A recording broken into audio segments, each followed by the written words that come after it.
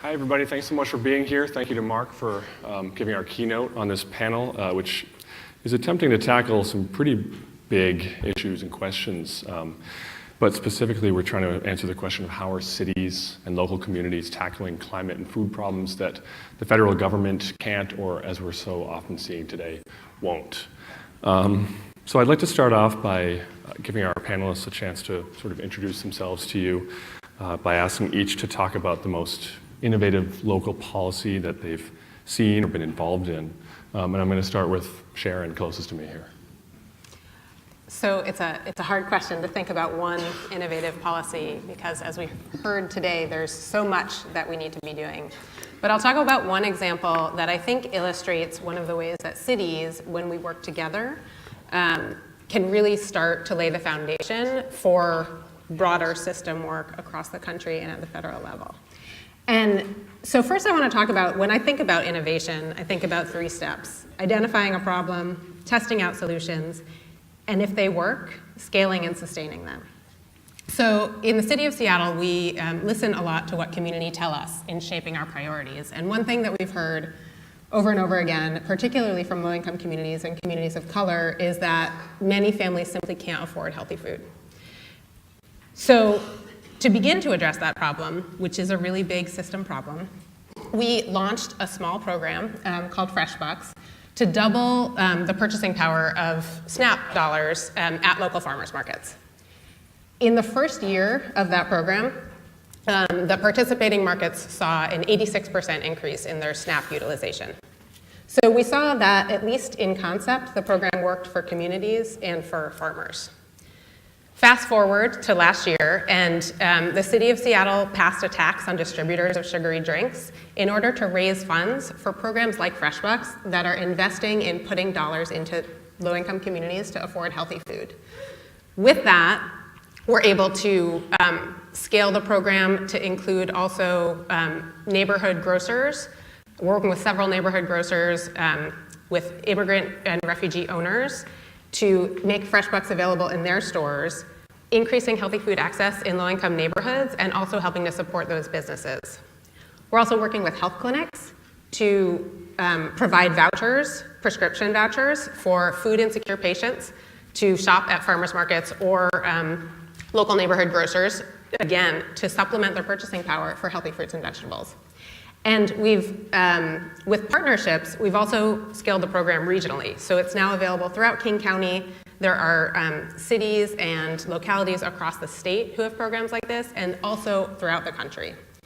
And I think for me, this really illustrates one of the roles of cities. We can start things, and together, when we have many cities doing similar things and we see that they work, we also can start laying the foundation for federal policy. So for example, funding for this type of program was included in the last Farm Bill, allowing the proliferation of programs like this throughout the country. And the city has really looked to this as part of our policy agenda, is not just how do we look at our own policies and how do we look at our own regulations, but also how do we generate the right kind of investments to solve the big problems that we know we need to tackle. Wonderful. Thank you, Sharon.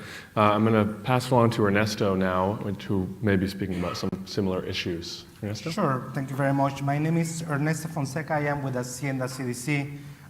Just for the record, I've been in the Northwest for about 9 months, employed for about almost 12 months, but so my experience is mostly from the Southwest. I was based in Tempe, Arizona, and we did a lot of policy work as well as access to food and active living work, policy work for the city of Phoenix primarily. I think Sharon is completely right. The access to food, especially fresh food, is not just a matter of economics. It's also a matter of geographic location for most of our residents and low-income residents. Increasing the access or doubling the program in terms of dollars, for those SNAP dollars, I think that is very, very important. But also, many people do not qualify for SNAP, whether they earn too much or simply they don't have the documentation to qualify for those programs. So the question becomes a little more complex. How can we bring fresh food and places for people to be active? Isolating food just by itself is not the solution.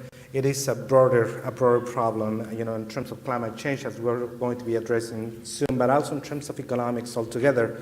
So the City of Phoenix tasked us, St. Luke's Health Initiatives, ourselves, Arizona State University, to find some solutions to address that access to healthy food in different neighborhoods, especially low-income neighborhoods, which correlate very closely with communities of color.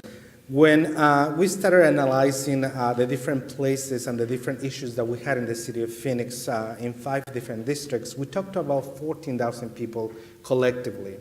Many of these individuals, realize that while they are strong, they are resilient in some ways.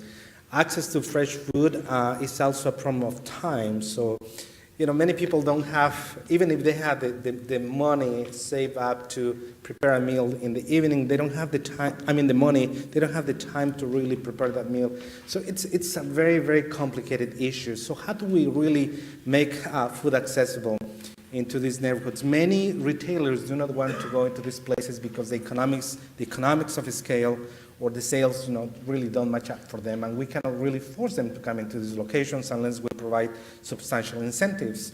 The idea of community gardens is a very widespread idea, throughout the United States. However, that hasn't been very well structured, I don't think. We developed a couple of publications that turn out to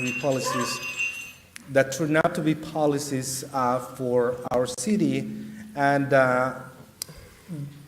putting together co-ops and structures and some technical assistance behind these community gardens that can be very, very effective. Not just the 3-4 families that are working on this. Many of those spaces tend to to go down because they don't have the resources, they don't have the time. So they need to have a lot more structure, a lot more support on the back end for them to succeed. Now, the beauty of those places is that you can tailor, so they are community, neighborhood level greenhouses. You cannot count on climate to always cooperate with you, especially in the Southwest. It gets too hot and it gets too dry sometimes. And also you cannot, count on that in the Northwest. It's always raining, so there are some food that will have too much water, for that matter. So having a controlled environment in those places is important. Powering that space with solar power, for that matter, it is very important so you can reduce consumption and reduce expenses on that space. Also treating water consumption, especially in Southwest, as if they were actual farmers, so the cost of water will be minimized. It is also very, very important. When you start spending water in the Southwest, you will realize that you toss a glass of water and the water is gone. You won't be able to see it, anytime soon. It will dry up quickly. So water consumption, it's a big, big deal in the Southwest. So one of the first community gardens happened on Central Avenue, and it's been only 9 months, and I already... Indian School, yes. Thank you so much. So this community garden is not a greenhouse, but it's becoming a really prominent place that is providing some food for local residents. Now, you can have your own parcel. You can bring a co-op style system, to this location. But the potential that I see in these places is that you can also customize the kind of meal, the kind of foods that you grow in those locations. So you are not only being localized in terms of your food production, you're also bringing the cultural aspect to your community garden.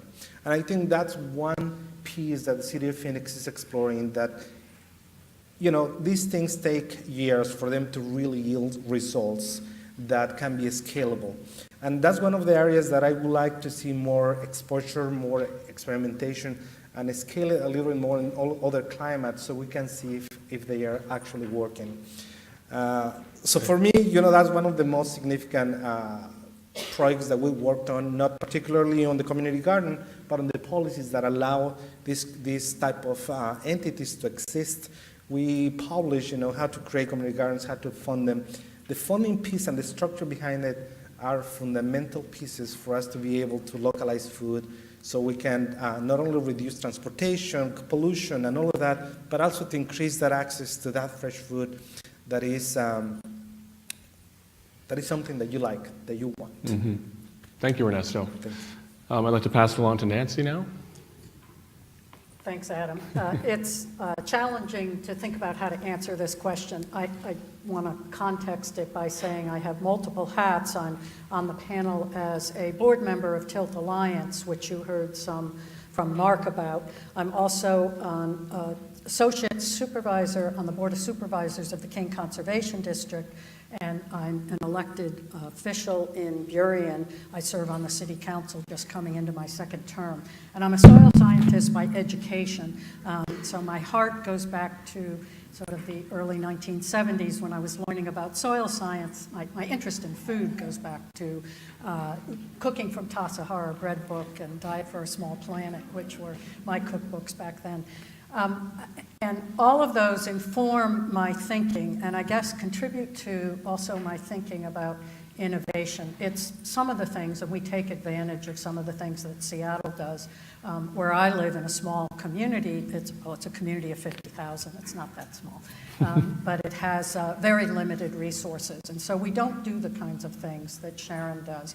So we have to do what we do through partnerships, and that's very much the way that Tilth Alliance works, King Conservation District works, I think to some extent City of Seattle works, and King County works. You heard Mike Lufkin this morning talk about the local food initiative. And without that, they are all playing a role in thinking about advancing our food system. None of them can do it independently. And we do tend to work in silos. That's, I think, been one of our challenges.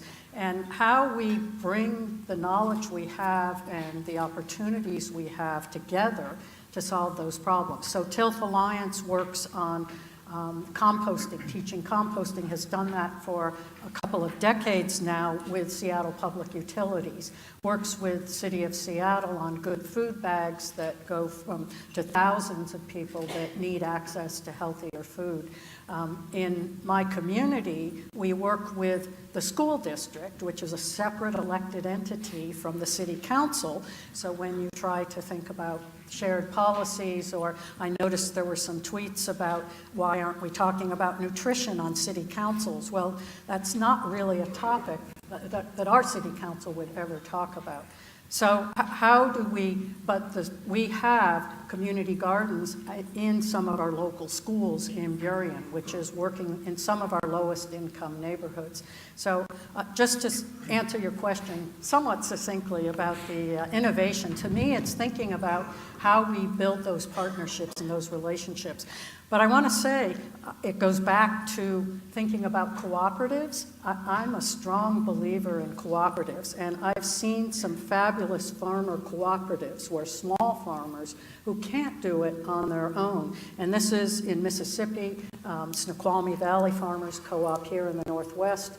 They are leveraging the benefit of sort of shared responsibility, shared resources, shared marketing opportunities to benefit all of those players. And that has to be similar to a Seattle King Conservation District Tilth Alliance relationship. It's built on trust, and it's built on establishing some common values that may go beyond just wealth, economic wealth, but it's about wealth in the community. It's about wealth in terms of individual health. So just, I think, to sort of balance that and think cooperatively it's not an innovation, but it's something I think we should be doing. It always feels innovative, though, doesn't it? Yes. Thank you, Nancy. And Anindita, please. Thanks. So I'm here on behalf of Sustainable Seattle. Some of you might know us, but one of the roles we're going to take on more in the upcoming years is really do a better job of helping network some of these amazing organizations that are here in the region. We have a program called RISE, and using the RISE program, we're actually going into various neighborhoods, reaching out into these nonprofits and seeing how we can help, and we want to take a greater role around that. But I'm also here for my own professional interest in sustainability, and in planning and design for a lot of my communities, food remains a very important priority for all the communities I work with. And what I'm here to say is, isn't food great? Food is a reason to celebrate. I mean, food is a wonderful means of bringing people together, starting from our, traditional Thanksgiving traditions, and also for the cultural aspects of food. But food also has a huge equity condition associated to it, and as several speakers spoke to this, there are some food deserts in the community, and I think the City of Seattle has done an amazing job in addressing some of those areas through some of their policies. Some of the policies I recently learned about that I was very excited to hear was that now the City of Seattle is permitting edible foods in public parks and in the public right-of-way, which was very different when I was on the Design Commission over 15 years ago. So that's a huge step forward. It's also great that the city's allowing for rooftop gardens. And I think what we're going to see more and more is a lot of partnerships where we use a lot of unclaimed public spaces to create food gardens. And the trend that excites me the most, and it started in Japan, I learned about it maybe 4 or 5 years ago, but it's come to the Northwest, is the concept of vertical gardens. So these are green walls as well as climate-controlled spaces to grow food closer to home, to reduce the cost of delivery, but also a lot of these are pesticide, insecticide, fertilizer-free. Many of them run on the aquaponic system, which uses natural fish waste and other waste to run the system. So there's a lot of innovation happening, and I think cities and city planning can do a lot to make some of those projects easier. Excellent. Thank you, Anindita. And Steve as well? Thanks, Adam. Well, good afternoon, everybody. I'm the second city guy. Not the second city. You're the first city guy. The first city guy. Well, that's right. I'm going to talk a little bit today, not about the projects that we've been engaged in over the last 15 years, but policy, and with that policy sort of maybe tie in some of the other things that we've heard today. And that's, policy is really, it's certainly not as much fun as a lot of those projects are. It's a dirty job, but somebody's got to do it, and I think that cities obviously are positioned to do this very well. It's the one of the bigger levers that we have. So on the policy side, I want to point to two things that we've worked on in the city that I think have some broader ramifications as well. And over the last 15 years, there's been a lot of discussion about farmers markets. They're not defined in the city code. Where can they be? Where do they go? People want to know, if I grow food in my yard, can I sell it to a farmer's market? Can I sell it to my neighbors? We had situations with CSAs and buying clubs in residential neighborhoods that were getting hassled because of the big trucks coming in. So is that a legal thing to be happening in residential areas? So we talked about that, and we realized that we really wanted to go back and we wanted to look at all the zoning codes that not only had to do with food production, but food distribution as well in the city of Portland. And not only is it dirty, but it's long when you start getting into policy. There's a whole proscribed process that went on for 18 months, but that 18 months where you're doing all these different reports and getting feedback even online, you're also out in the community. And you're having community meetings with all kind of different neighborhoods, and then also you have a technical advisory committee which brought on farmers, and it brought on people running buying clubs, and was bringing on community gardeners and gardeners to make sure that those voices were heard. And at the end of that process, when we went back and we finally got the code passed, yes, you could grow food in your backyard. You could sell it in your front yard now. And farmers markets can pretty much be anywhere, even in residential neighborhoods. Same thing with community gardens, CSAs, buying clubs.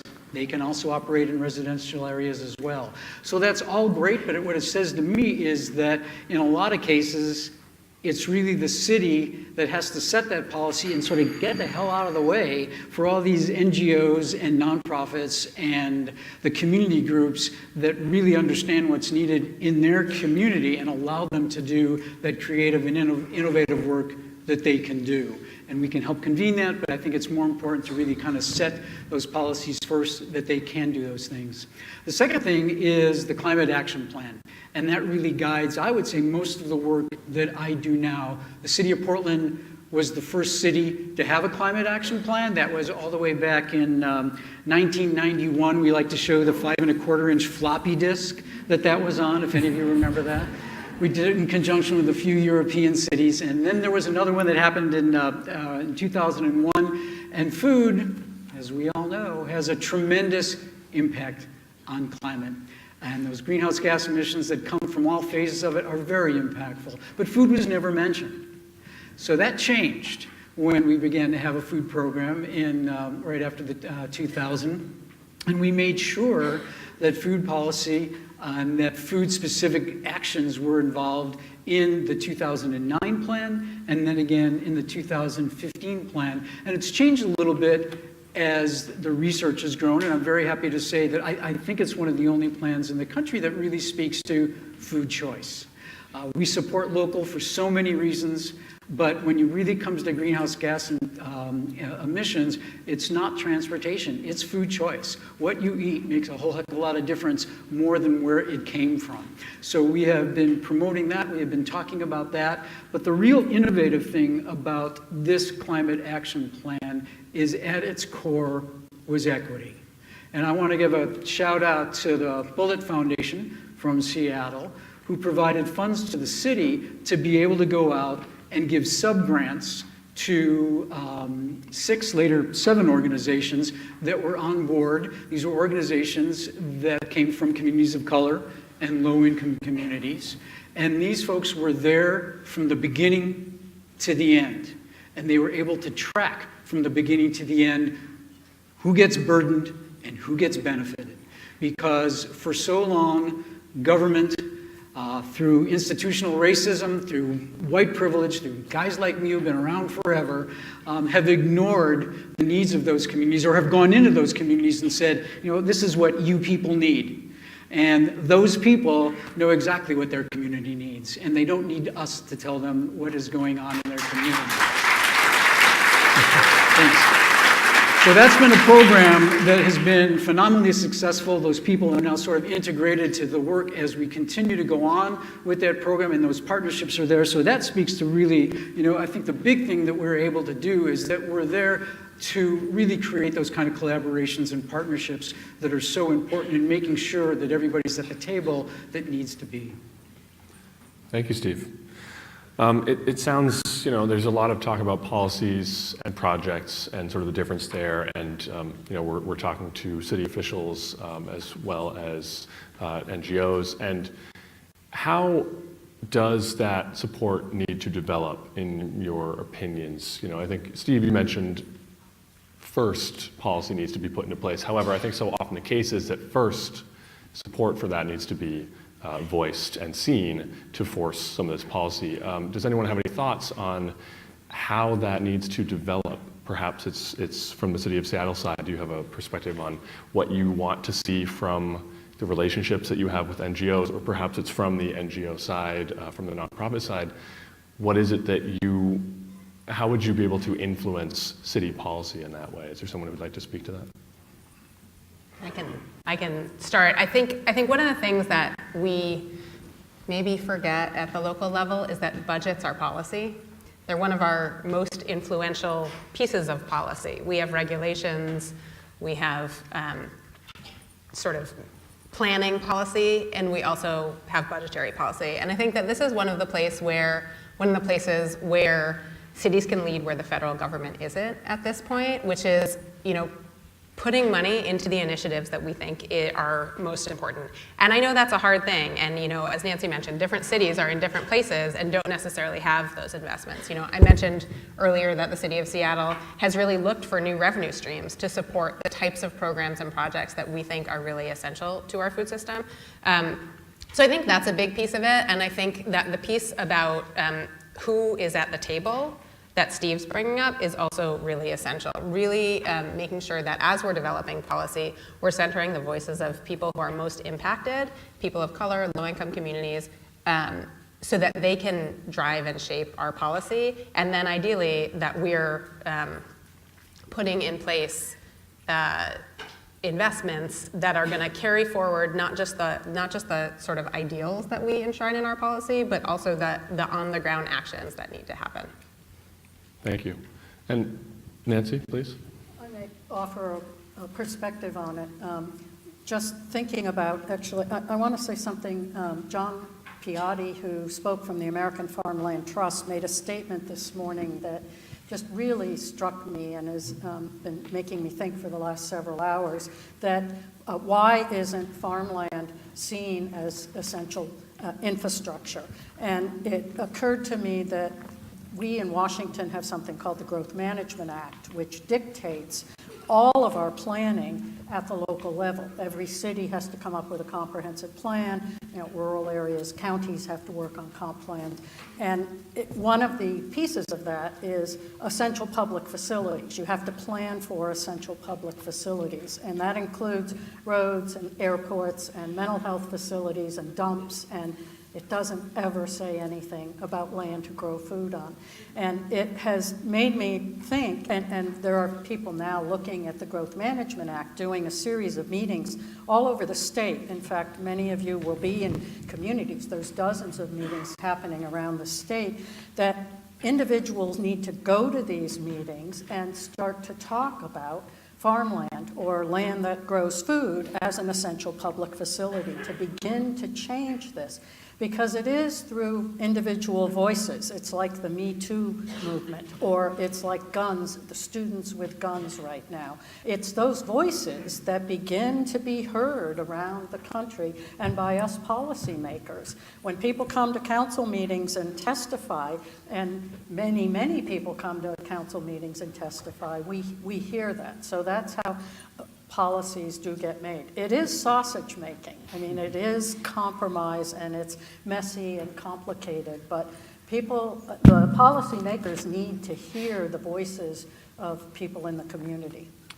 Thank you. Anindita?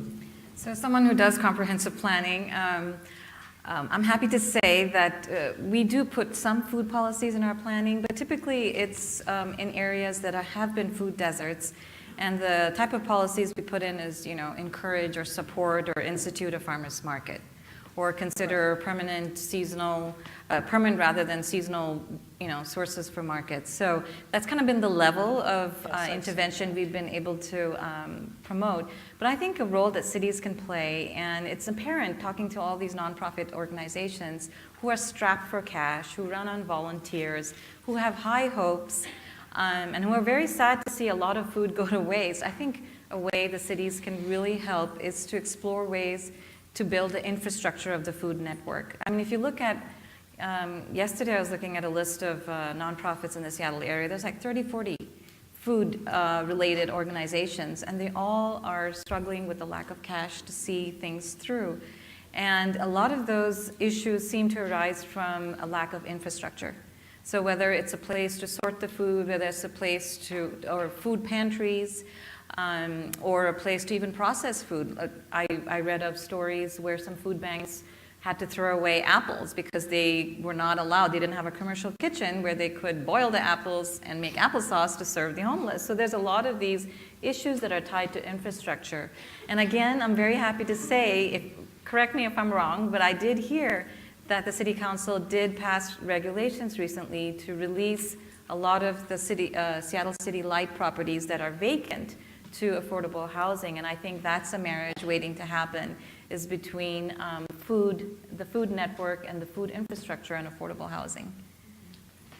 Thank you. So I was listening to Steve, in regards to what the city has done in terms of allowing the different farmers markets to be in every location that people can collect and farm and do whatever they want to do. That is actually obviously it's a great step moving forward. But in cities, especially like Portland or Seattle, I don't know, not much Seattle, but it is my sense that we have romanticized food in such a way that we have made food extremely expensive in so many ways. So it is not just a matter of giving access. So this is something that I think we can improve on, moving forward with cities. It's not just a matter of giving access or say, sure, you can do it, right? It's like if I say to somebody that it's, a low-income family that is a child that is going to be 18, you can go to college. Of course you can, but where are those resources for me to go to college? So where are those resources for me to really find the infrastructure to be able to create a system behind, those neighborhoods? My office, the headquarters for Hacienda CDC, are located in Northeast Portland, and then we have the Portland Mercado in Southeast. Northeast Portland we have one single grocery store in the low-income area. We have many grocery stores, including New Seasons and things like that, in the greater quadrant of Northeast Portland. But the Colley neighborhood, which is the low-income neighborhood, is about 0.5% communities of color. So you can tell me, go to college, do a master's degree, do a PhD, sure. How? Where do I start? How do I get the money, the time, and the resources for me to really take that step forward? We continue to talk about equity, inclusion, and all of these, big topics of conversation that we want to address, but then I personally don't see the resources behind that talk to really enhance and advance the development of these communities. And food has been treated as a trading tool, as a commodity, and it is not. It should be the right of individuals to have access to that fresh, healthy food that meets their needs culturally or nutritionally.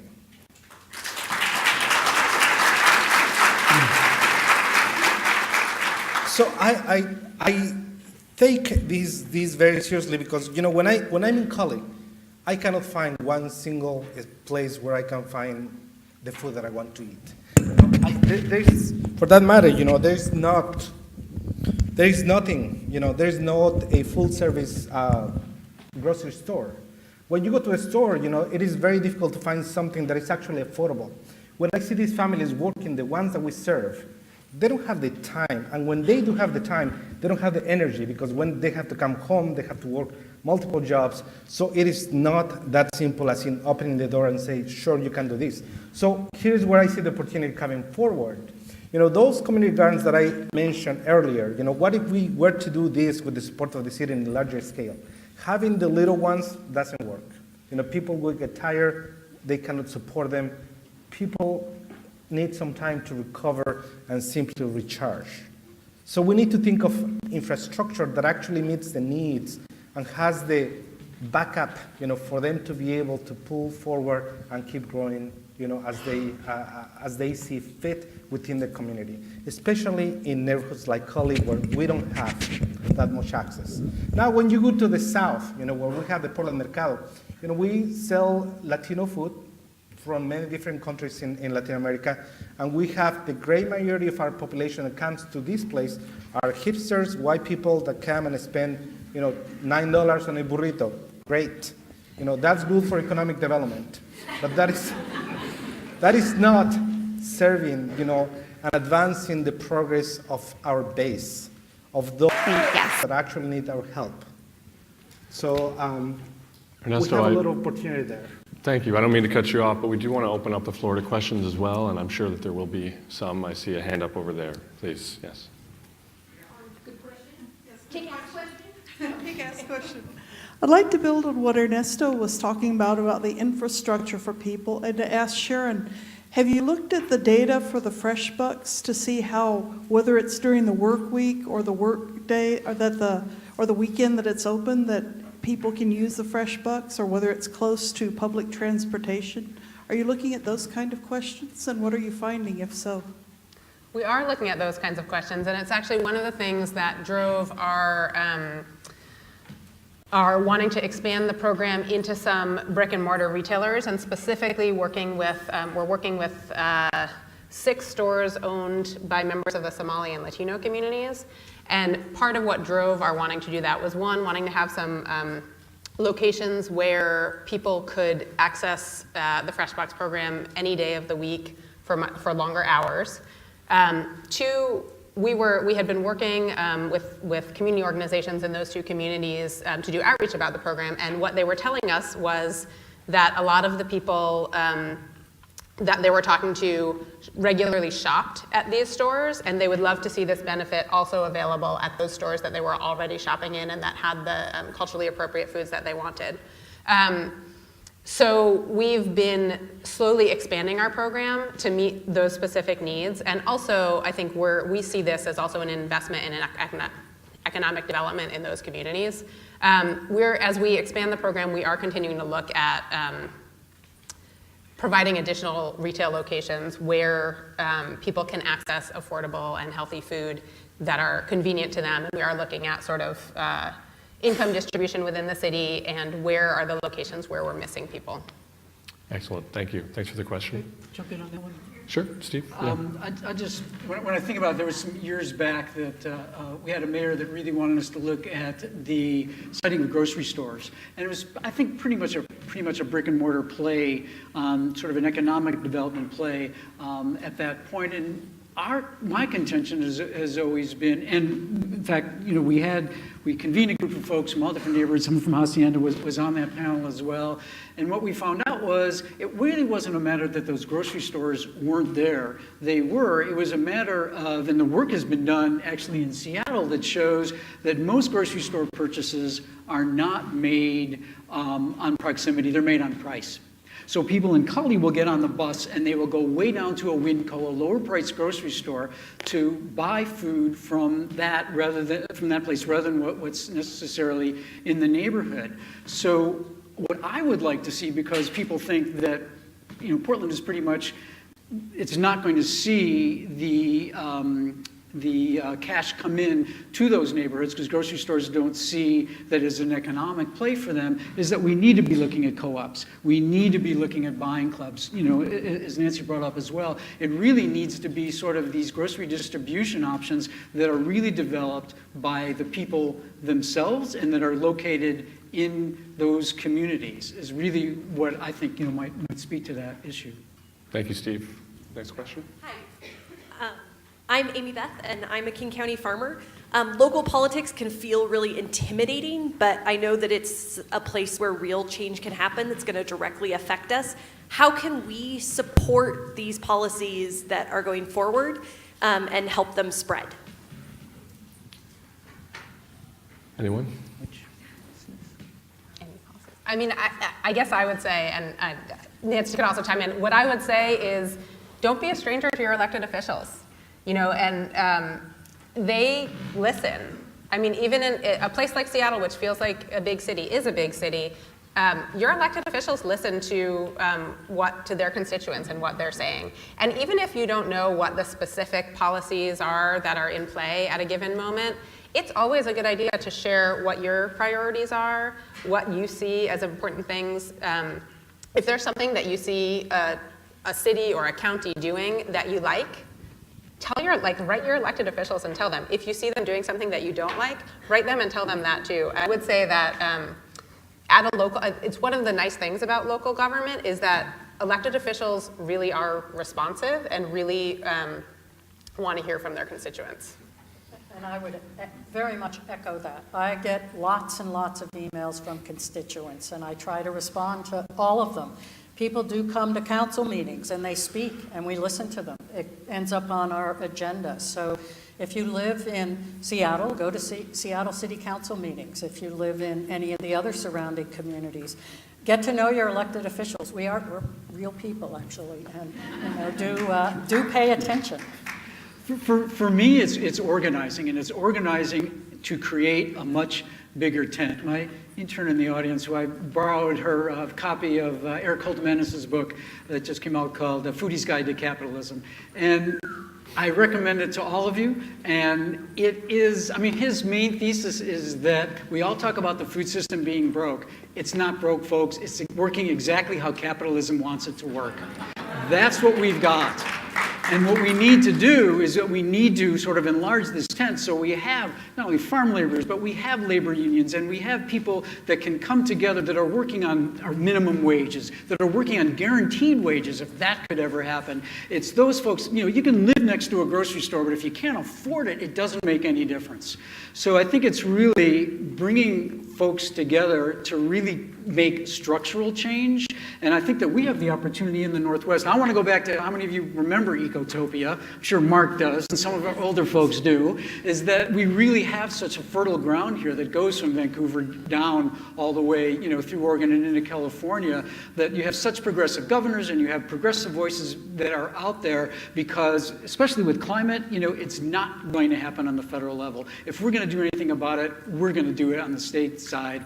And it's really organizing around those principles and bringing us all together. So we really need to sort of get together and figure out how we're all going to work on that together and make sure everybody's at the table. Great, thank you. I think we have time for another question at least. Yeah, right here. I'm Jørgen. My wife and I, we own Solar Acres Farm east of Spokane. And my question is for you, Steve. You mentioned the connection between CO2 emissions and urban farming in Portland. Could you clarify maybe some numbers?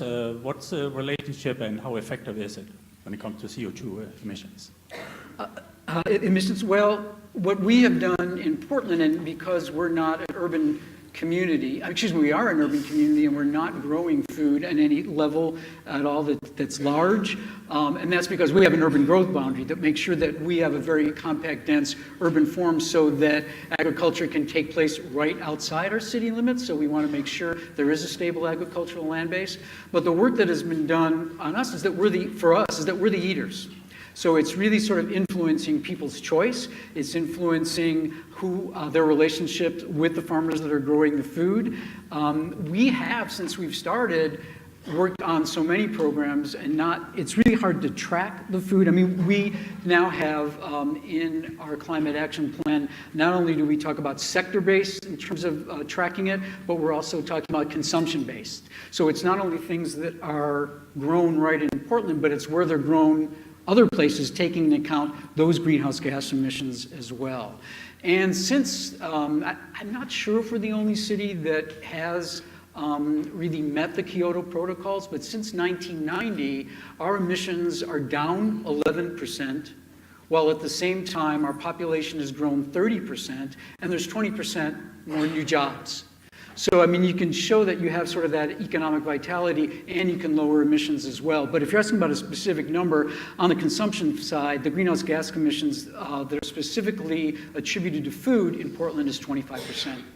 And I think that what we're realizing now is that we can do all the other things that we want to do to meet our goals in transportation and energy and everything else that we want to do, but we are not going to get to our 2050 goals unless food is taken into account. It's not going to happen. Thank you. We may have time for one more. All right. I'd like to supplement one Please. on my comments on Collie. So Collie, you're right, Steve. You know, the people in Collie tend to travel, and we have about 6 small, ethnic or cultural specific grocery stores that you or I, can install and can establish. Those small mom and pops grocery stores are the ones, from people that want to bring that specific product, to that community because it's not there. And if you bring a mainstream grocery store, those grocery stores really don't have the stuff or many of the things that we need for us to be able to cook our meals, locally and in that microcosmos in that urban microcosmos. So we have to go out in order to get those items, whether it's the Somali community, the Mayan community, the Mexican Mayan community, or anybody else. We need to really think a little more strategically as to how are we serving these neighborhoods and how are we really bringing food access to them so we can reduce transportation, not cost, but time, for these families that they spend a lot of time in these cars that typically, if you start to think about, social justice, many of these individuals don't have the cash to buy a Toyota Prius or an electric car, so they tend to buy older, less fuel-efficient cars that tend to spend more in gas and transport, and they start to go to these places to get these kinds of groceries weekly or bi-weekly because many of these families do not have the capital, for them to do once a couple of weeks, to spend that much money on their groceries. So the issue is a little more complex than just access, to a particular grocery store. It's access to that particular store. It's customizing that stores. It's increasing the food options in those places, and also giving the opportunity to families to create those urban farms so they can customize them as well as they want with the infrastructure that they need and the funding that they need, at least to begin with. Thank you so much. You have 30 seconds. All right, I want to add something really quickly to what you were mentioning before, Ernesto, and this sort of gets back to the role of cities vis-a-vis the federal government. And as you were mentioning, there are many people who, the program I spent some time talking about is based on the SNAP program, and we know that at the federal level, that program is quickly being eroded. And so one of the things that we're also looking at at the city level, and it's again a place where I think local governments can lead, is actually looking past SNAP as an eligibility criteria for programs like this. So how do we make more affordable food available to low-income communities who either for immigration reasons, work restrictions, or income don't qualify for SNAP? And really, as cities, looking past what the federal government is doing and saying we need to do what's right, and we need to be leading the way. Thank you so much.